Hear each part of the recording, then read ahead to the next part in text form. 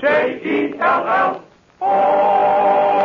The Jell-O program, starring Jack Benny with Mary Livingston and Phil Harris and his orchestra. The orchestra opens the program with Life Begins When You're in Love.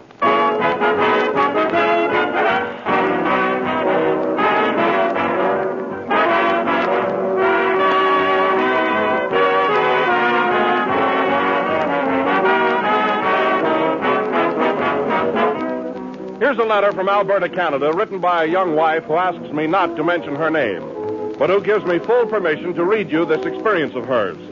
My husband came home the other day with a gelatin dessert not manufactured by the Jell-O company. Being a dutiful wife, I'm mumbling something about having just purchased 3 packages of Jell-O and let the matter drop. But I knew that this was my opportunity to prove that I know food values and quality in purchasing. So I made the gelatin dessert my husband had brought home, and I also made Jell-O. Jell-O gave me a more richly flavored, firmer dessert that set in half the time. And now friend husband is thoroughly convinced that I know my business. Well, we're grateful to you, young lady, for sending us that letter. It bears out what I've so often said, that Jell-O's fine, fresh fruit flavor is tops in taste. No other gelatin dessert can equal the famous extra-rich fruit flavor of genuine Jell-O. But remember, there is only one Jell-O. So always be sure to ask for it by name. Look for the big red letters on the box. They spell Jell-O.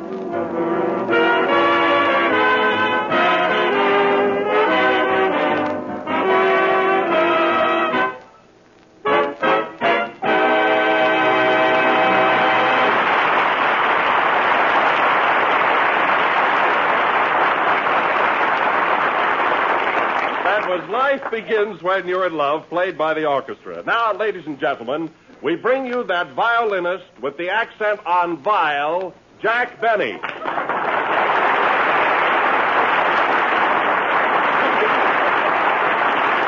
you. That was very funny, Don. Very humorous. Evidently, you've been listening to Fred Allen again. Oh, yes, I have, Jack. Did you hear him last Wednesday? Yes, Don, but only with my ears. My heart wasn't in it. Any man that can stand before a microphone and say that I can't play a violin just isn't normal. That's all. But, Jack, he didn't say that you couldn't play the violin. No? All he said was you shouldn't play it.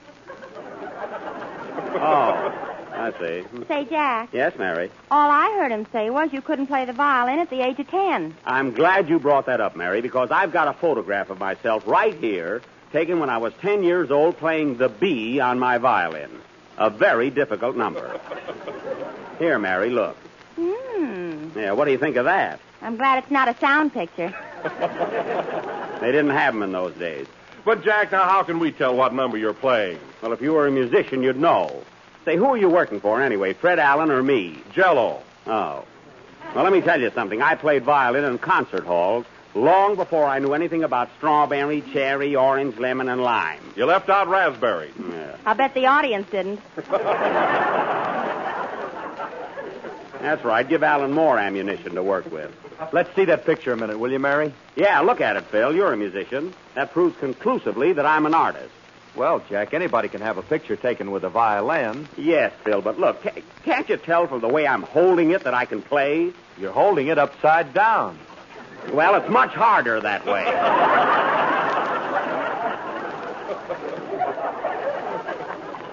Anyway, I had a small chin, and I couldn't put the violin under it. Now you can put a cello under it. That's so. Can I see the picture too, Jack? Why? Why 2 twos?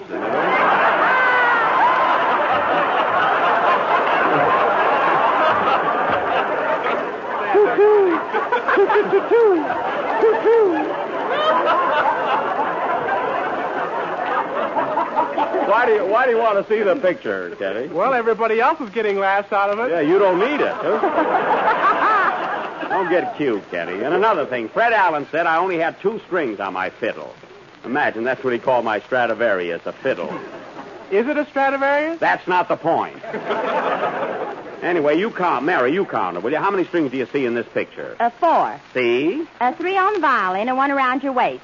Well, that was to hold my trousers up. I was a poor boy in those days. That's what burns me up, Allen picking on a poor, defenseless boy. Anyway, I don't want to discuss it any further. I should stoop to argue with a toothpaste salesman.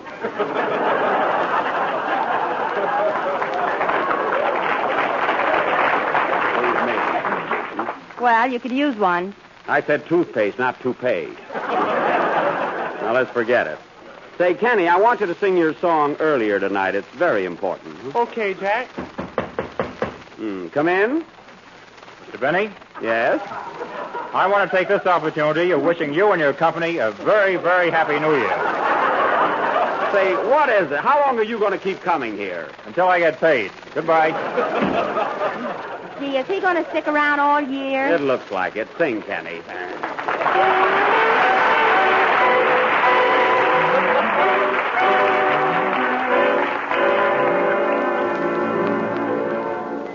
There's a little old church that's covered with moss where I held your hand tenderly.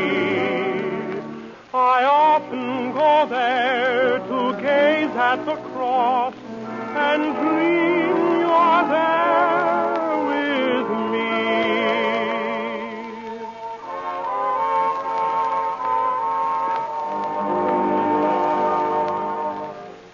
How I'd love to hear the organ in the chapel in the moonlight while we're strolling down the aisle with your hand in mine. How I'd love to hear you whisper that you love me tenderly, and the love light in your eyes forever would shine,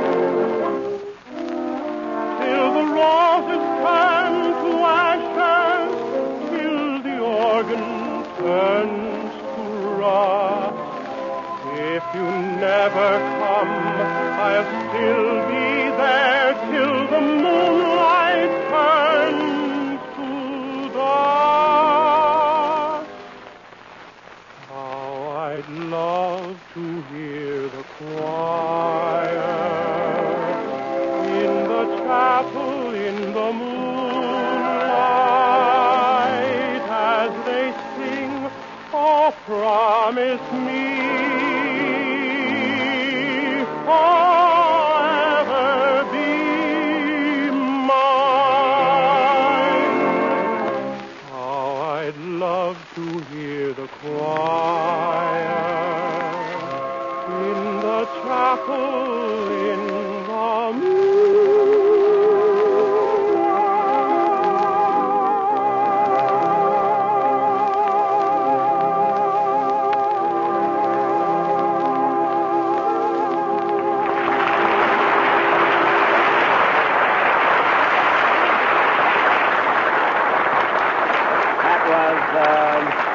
Chapel in the Moonlight, sung by Kenny Baker, and very good, too. And now, ladies and gentlemen, at this moment, we have a great treat in store for you and a real surprise. A guest star who needs no introduction. No doubt most of you have read about the recent Open Golf Tournament held right here in Los Angeles at Griffith Park. This tournament was won by Mr. Harry Cooper, whose sensational last-minute spurt will go down in golf history. His playing throughout the entire match was nothing short of phenomenal. And yet, Mr. Cooper remains the same modest, unassuming fellow he has always been. And so now, ladies and gentlemen, without further ado, it is my pleasure to present to you the man who was hit in the face with a divot, dug up by the club, held in the hands of Harry Cooper. None other than Mr. Oscar T. Fortu.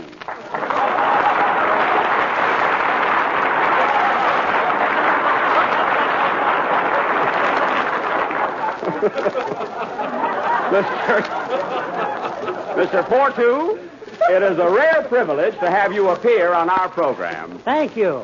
I know how you feel. Now, as I understand it, a week ago Saturday, you were hit with a divot. That is a clump of dirt thrown up by Harry Cooper's club. Is that correct? Yes, indeedy. Tell me, Mr. Fortu, how did you happen to get hit in the face with a divot? I forgot to pivot. Well, I can hardly believe it. Would you mind telling me exactly how and where you were hit, if you'd be so kindly? Yes. Well, I was standing in the fairway facing Mr. Cooper. I see. And when he struck the ball, he dug up some turf which caught me kerplunk in the kisser. Oh, yes. In fact, some of the dirt went in my nostrils and some of it went in my mouth. Well, and what did you say when that happened? I've got you under my skin. Well, you showed great presence of mind. Yes, indeedy. Mr. Indeedy goes to town. Yes. Tell me, Mr. Fortu, do you do anything else besides getting hit in the face? Oh, very little. Oh. Of course, once in a while, I like a good kick in the pants. Oh, You'll get one if you hang around here. quiet, Miss Livingston. Well, sir, it's been a great honor having you with us, and I hope we'll see you soon again with more dirt than ever on your face. Well, thank you. Yes, here's mud in your eye. Yes. Well, I must hurry now, as I'm going to see a movie, and it starts in a few minutes. Oh, what's the name of the picture? The Good Earth. Oh. Goodbye. Folks. What other programming brings you these highlights? And now, ladies and gentlemen, going from the subnormal to the sublime, we will pick up the 11th chapter, and we hope the final one, of our original Western serial, Buck Benny Rides Again, or The Horse That Jack Built. Once more, I will enact the role of Sheriff Buck Benny, as tough an hombre as ever scratched his back with a wildcat. This will go on immediately after the next number, Play, Phil.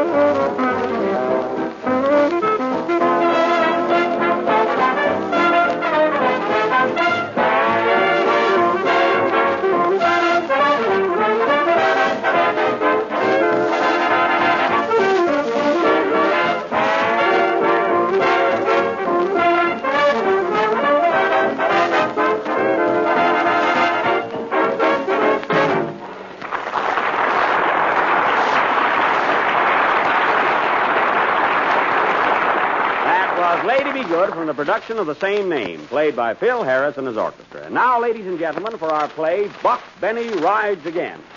In the opening scene, we find Buck on horseback approaching the home of Daisy Carson, his sweetheart. Curtain. Music.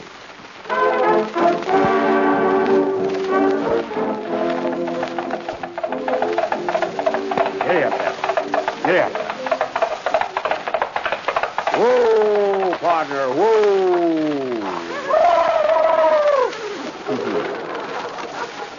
A good horse, even if he is bald-headed. Hey, Buck!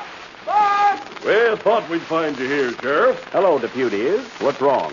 Two of our guests broke out of jail. They did? Who were they? Fat-Face Morrow and Slim Beloin. Fat Face and Slimmy. You better get after them. I'm on the trail of Fatty now. Where are you going, Baker? After the Thin Man. Well, go ahead, boys. Glad you're leaving with a laugh. Come in. Well, hello, Daisy. Hello, tall, dark, and big ears. Well, gal, you can't exactly head into the wind yourself.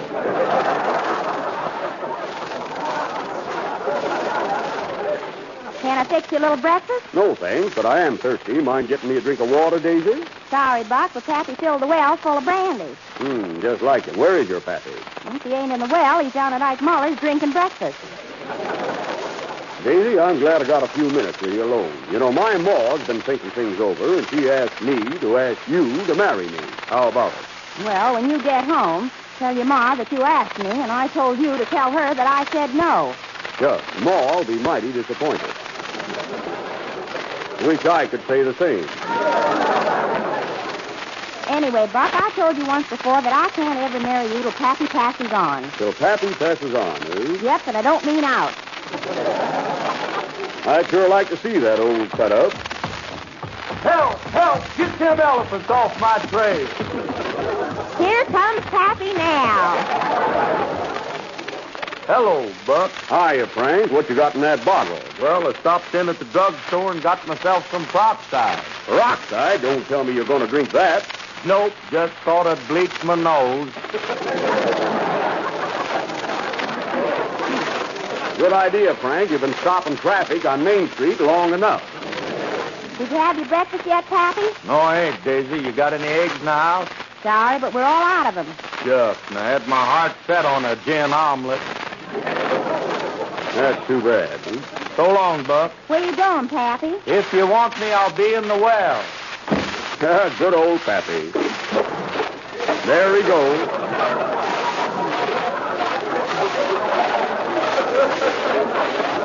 Well, gotta be running along, Daisy. You know, I still haven't found Cactus Face or your Pappy's stolen cows. But it won't be long now.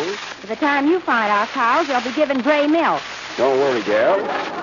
You going to reconsider my ma's offer? No, Buck. Anyway, you got a rival now. I'm kind of stuck on somebody else. Oh, yeah?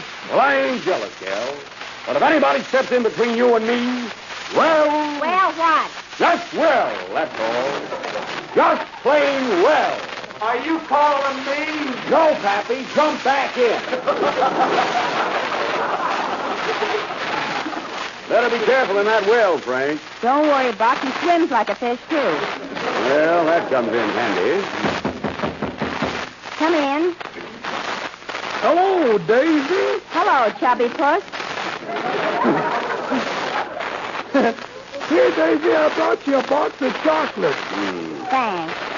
That's the guy, yeah? Why, Annie, these pieces are all melded together. Well, make believe it's a chocolate bar and shut up. Gee, you're cute. I'd never get away with that. Say, Daisy, my ma asked me to ask you to marry me. What do you say? Wait a minute, Andy. My ma asked me to ask Daisy first. Well, my ma likes Daisy better than your ma does. Oh, yeah? Yeah, and your ma better be careful because my ma packs a wicked right. Well, my ma don't chop wood for nothing. Mind if I have a piece of candy? Help yourself, Buck. Thanks. Hey, that's my candy. You keep out of there. Now, let me tell you something, Andy. I'll answer that phone, Daisy. I'm expecting an important call. Hello? Yes? Who? Why, hello, Buck. It's Buck Jones. Buck Jones? Not that big Western movie star. Another? Gee, I should have had my hair done. Have I got time to bite my nails? Pardon the interruption, Buck. What's on your mind? Yes? Yes? Well, burn my britches and put me in store. Thanks, Buck. See you later. So long. What is it? Buck Jones is down at the Hotel Playa in Sonata, Texas. And he said he just saw Cactus Face walking into the El Toro saloon. He did? Yeah, we better get on our horses, Andy, and head for Ensenada. Jones is waiting for us at the hotel there. Goodbye, Daisy. Goodbye. Goodbye, Pappy.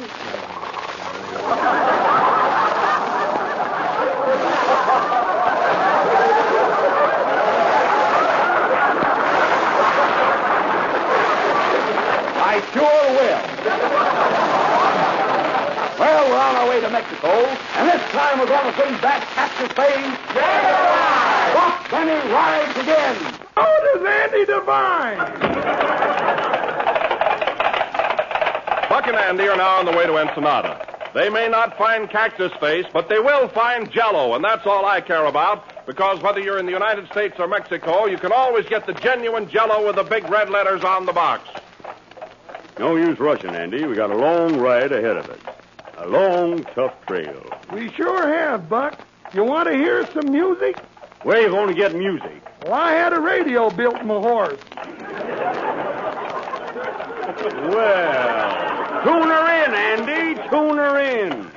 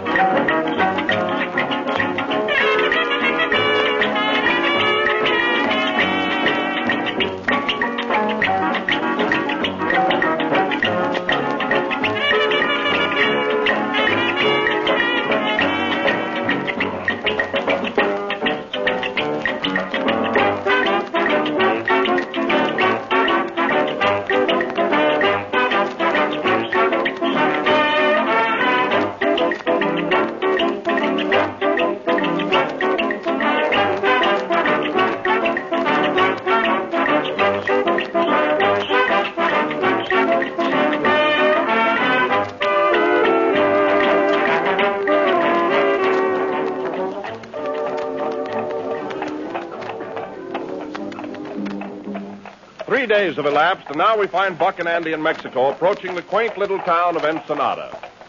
I said Texas before, Andy. I meant Mexico. Might as well clear that up with our listening audience. Sure has been a long trip, Andy. Yeah, mighty lucky we had that radio, Buck. Sure is. Tune her in again. Okay.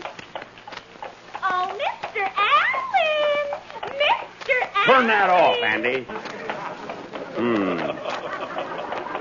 Say, Buck, Yes? I'm worried. How are we going to get along down here in Mexico? Don't worry, Andy. I can speak the language like a native. Say, see those lights up ahead? That might be the Playa Ensenada Hotel. It might at that. Here comes a little Mexican girl down the road. I'll ask her. Oh. Oya, buenos días, señorita. ¿Dónde está el Hotel Playa Ensenada? ¿Está muy? It's that large white building right ahead of you. The one with the red tile roof. You can't miss it. Gracias, señorita. Gracias. You're welcome, sir. Thank you. You see, Andy, lucky I'm here with you. You sure understood her, Buck. Well, let's get going. We don't want to keep Buck Jones awake. Okay, giddy up. Come on, partner.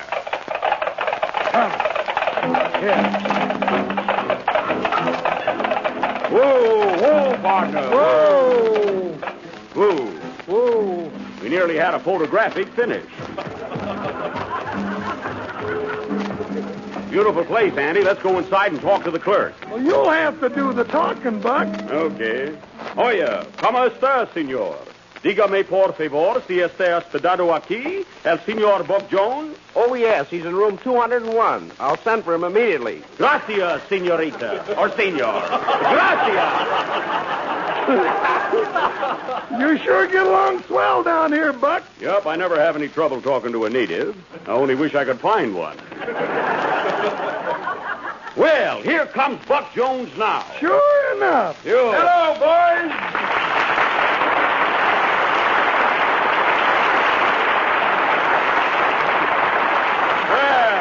Hello, Buck. Glad to see you. Sure glad to see you, too, Buck. You know Sheriff Andy Devine. Why, sure. We made a picture together quite a while ago. Remember that, Andy? Yep, and we had a lot of fun making it, didn't we? You know, Buck, I made a couple of pictures myself lately for Paramount. The big broadcast and College Holiday. Did you see them? I don't know. Were they Western? No, I stepped out of character for those. Tell me, Buck, when you called me on the phone, were you positive you saw Cactus Face Elmer, the outlaw? No, I wasn't. What did you call me for? Oh, I just wanted to get on your program. Well, I need a fella like you to help me catch that varmint. Let's go into the bar and have a drink. Find out where the bar is, Andy. I can't speak the language here. Oh, that's right. I'll find out. Oye, portero, ¿dónde está el café? Right down the hall. First door to your right. I said the bar room. Oh, second door to your right.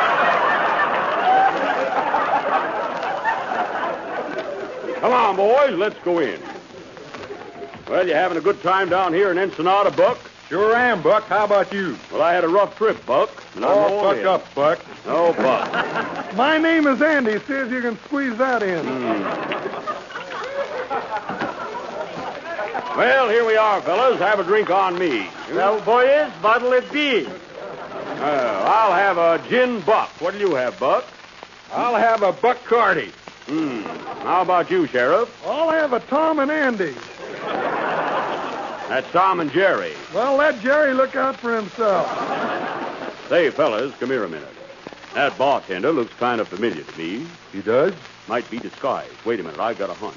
Andy, you keep him covered while I talk to him. Okay, Sheriff. And Jones, you circle around the other side and keep him covered from there. Don't tell me what to do. I'm a real cowboy. Oh, well, come on and play.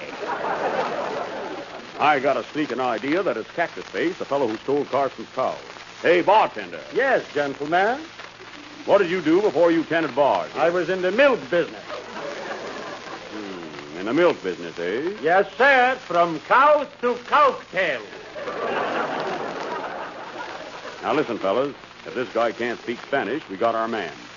Hey, bartender. ¿Qué conoce usted de este lugar del país? Yo solo soy wissen sensores.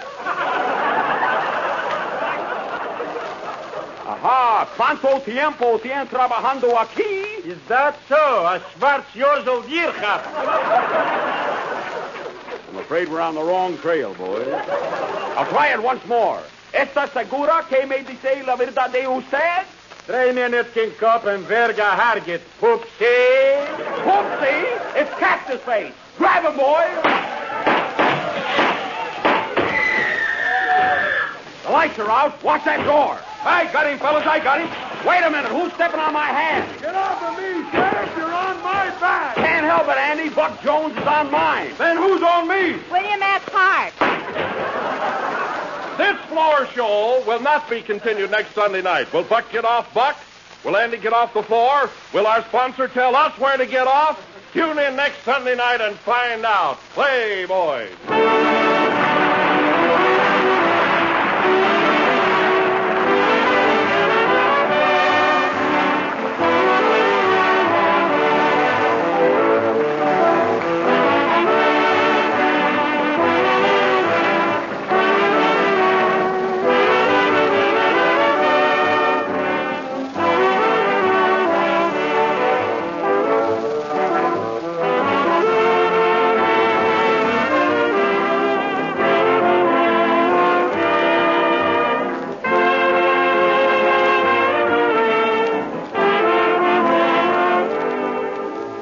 This is the time of the year when it's usually difficult to get something new and different into your menus. So here's one suggestion that is bound to give you that welcome touch of variety. Serve Salad Supreme. It's a delicious Jell-O salad. Here's how you make it. Dissolve a package of lime Jell-O in 1 pint of hot water and chill until slightly thickened. Then fold in 1 cup of diced tart apples, 1 cup of chopped cabbage, and 4 finely chopped stuffed olives. After that, simply mold this grand combination and serve it on crisp lettuce with some real mayonnaise. It makes a wonderful salad, one that will add variety to any meal. But just be sure you make this salad with genuine Jell-O, for only Jell-O brings you that mellow, extra-rich fruit flavor. Remember to ask for the real thing. Insist on the one and only genuine Jell-O.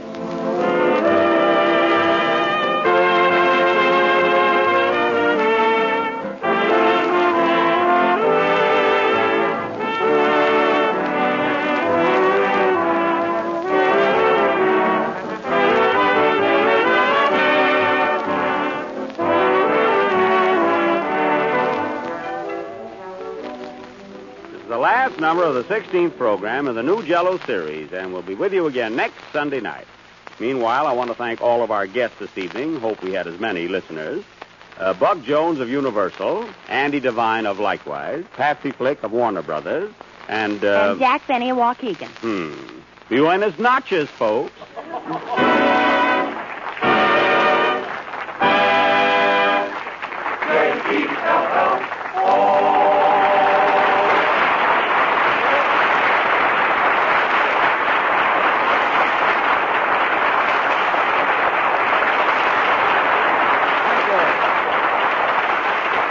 The selection Life Begins When You're in Love is from the picture The Music Goes Round and Round. The Jell-O program starring Jack Benny with Mary Livingston comes to you from the NBC studios in Hollywood.